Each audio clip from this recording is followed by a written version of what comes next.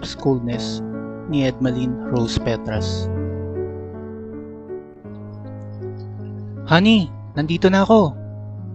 Wika ni Brandon na inumaga na ito ng uwi pagkagaling sa jamming ng mga kaibigan. Anong ginawa niyo kagabi? Ha? E di naginuman kasama yung mga kaibigan ko. Anong ginawa niyo ng ex mo, ha? Bakit nandun siya? At bakit magkasama kayo, ha? Wala kaming ginagawa. Hindi ko nga alam kung bakit nandun siya sa bar eh.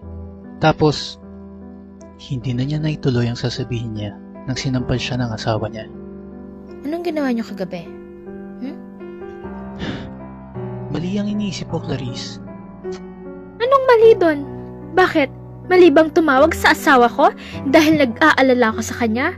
Kasi this oras na ng gabi, hindi pa siya umuwi? Tapos yun pala nakikipag-jamming lang sa ex niya? Walang nangyari sa amin. Kunot nung sambit niya tila inosente. Sa kanya niyakap ang asawa para pakamahin at patahanin sa pag-iyak. Bitawan mo ko! Layuan mo ko! Gusto ko nang makipaghiwalay sa'yo. Nangihinang kumalas siya sa pagkakayakap niya sa asawa niya. Pakiusap, Clarice. Huwag mong gawin sa akin to. Maigpit siyang humawak sa mga kamay nito, sabay luhod sa harapan. Hindi na nagawa pang sumagot ng asawa niya. Pagkus, tanging iling at pagiyak lang ang tinugon nito. Hindi mo ko iwan, diba? Pakiusap, Clarice. Nagmamakaawa ako.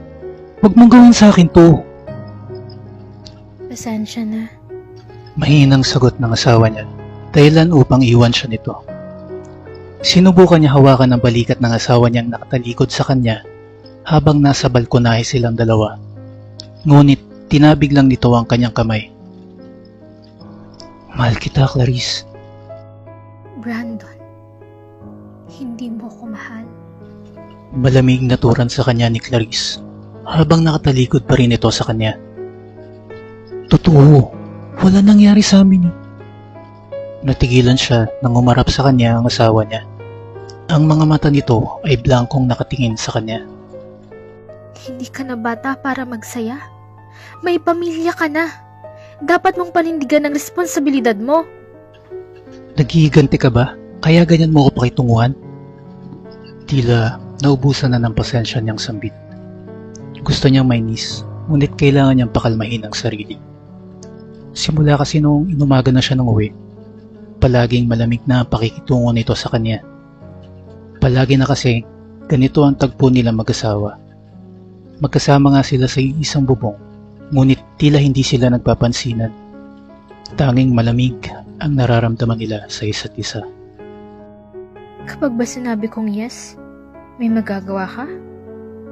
Hindi sa lahat ng pagkakataon, naiintindihan ka.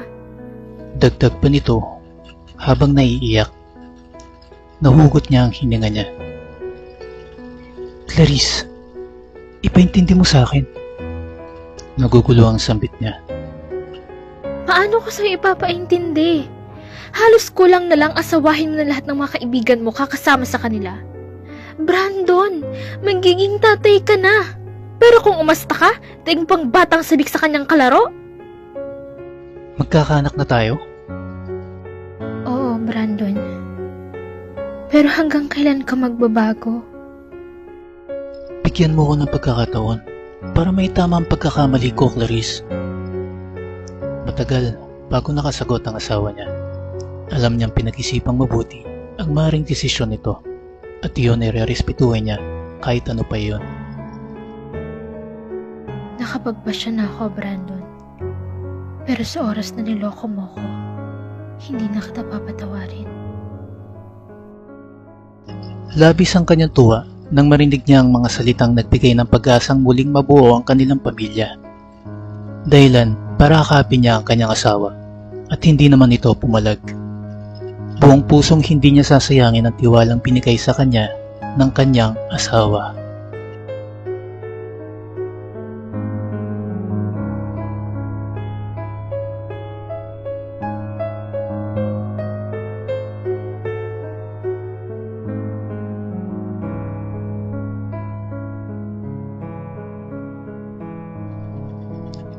Narrated by Ronnie Nobari with special guest Daragang Magayon.